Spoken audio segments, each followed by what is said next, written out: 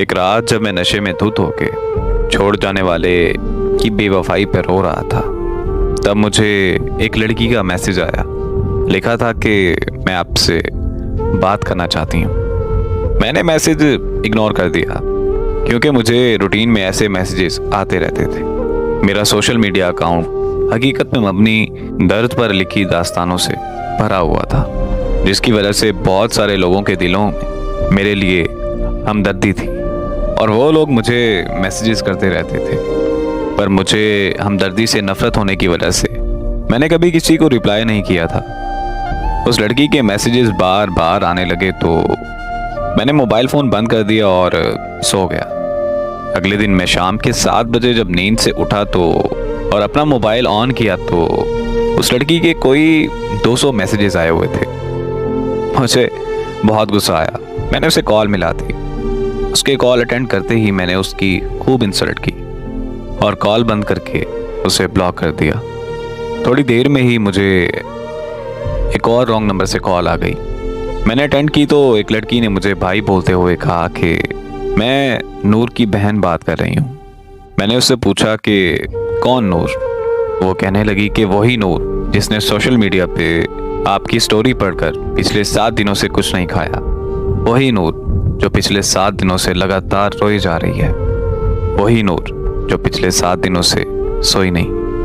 वही नूर जिसकी कुछ देर पहले आपने इंसल्ट की है। मैंने इतना सुनते ही कॉल बंद कर दी और वो नंबर भी ब्लॉक कर दिया। रात को जब मैं फिर से नशे में धुत हुआ तो मुझे अजीब ख्याल आने लगे और एक अजीब सी बेचैनी होने लगी कि आखिर ये नूर लड़की है कौन और ऐसा क्यों कर रही है। तजस्सुस इतना बढ़ गया कि मैंने उसे अनब्लॉक किया और कॉल कर दी। कॉल उसकी बहन ने अटेंड की। मेरे हेलो करते ही मुझे कहने लगी कि अगर नूर को कुछ हुआ तो मैं तुम्हें छोड़ूंगी नहीं। मैंने भी उससे मैं बात करते हुए पूछा कि आखिर मैंने ऐसा क्या किया है जो तुम मुझसे ऐसे बात कर रही हो। तो वो रोते हुए कहने लगी कि नूर को पता नहीं क्या हो गया है, उसे बिल्कुल होश नहीं आ रहा। हम सब उसे अस्पताल लेकर आए हुए हैं। मैंने जब अस्पताल का एड्रेस पूछा तो अस्पताल मेरे घर से 6 घंटे की ड्राइव पर था।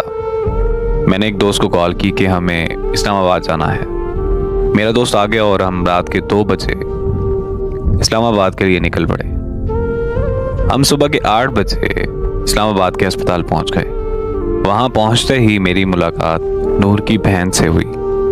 उसने बताया कि नूर को 104 पर बुखार है और उसे अभी तक होश नहीं आ रहा। फिर उसकी बहन ने जो मुझे नूर के बारे में बताया वो सुनकर तो मैं अपने होशो हवास खो बैठा था। आखिर ऐसा कैसे मुमकिन हो सकता है? नूर की बहन ने मुझे बताया कि हमारे वालिदैन एक रोड एक्सीडेंट में मारे गए थे। नूर को उनकी मौत का सदमा बहुत गहरा लगा। एक दिन मैं नूर को खाना देने के लिए उसके कमरे में गई और अचानक से नूर मुझ पर चीखने लगी। वो कहने लगी कि यहाँ से चली जाओ और मुझे मारना शुरू कर दिया। मैं और मेरे मामू नूर को अस्पताल ले गए। वहाँ जाकर पता चला कि नूर एक दिमागी मर्ज में मुब्तला है। ये एक ऐसा मर्ज है जिससे इंसानी सोच, एहसासात और मुतासिर होते हैं। पर हमें लगा कि बस ये माँ बाप की मौत का सदमा है और कुछ ही दिनों में नूर बिल्कुल ठीक हो जाएगी। तो हम नूर को घर वापस ले आए, लेकिन नूर की हालत दिन ब दिन बिगड़ने लगी। उसकी हालत इतनी ख़राब हो गई कि नूर खुदकुशी करने की कोशिशें करने लगी। हम नूर को फ़ौरन माहिर नफ्सियात के पास ले गए। उन्होंने बताया कि दीगर अमराज की तरह इस मर्ज़ का इलाज भी अद्वियात और थेरेपी से किया जा सकता है, पर बिना इलाज के नूर की हालत दिन ब दिन ख़राब होती जाएगी। अगर मज़ीद देर हो गई तो नूर को पागल खाने भी भेजना पड़ सकता है। तो हमने फ़ौरन नूर का ट्रीटमेंट शुरू करवा दिया। 2 साल के मुश्किल तरीन वक्त के बाद नूर बिल्कुल ठीक होकर खुशहाल ज़िंदगी गुजारने लगी। नूर ने बहुत सारे नावल भी लिखे और शेर व शायरी का शौक़ भी रखती है। पर जब से नूर ने आपकी कहानी पढ़ी है, पर तब से उसको इस दिमागी मर्ज का दोबारा अटैक आने लगा है।